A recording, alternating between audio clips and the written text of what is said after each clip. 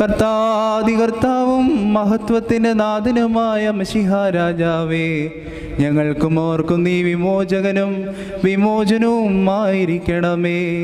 കർത്താവേ, ഞങ്ങൾക്ക് ഉത്തരമരുളണമേ. ഞങ്ങളുടെ തുണയ്ക്കായി എഴുന്നള്ളണമേ. ഞങ്ങളെ സഹായിക്കാൻ വന്നു ചേരണമേ.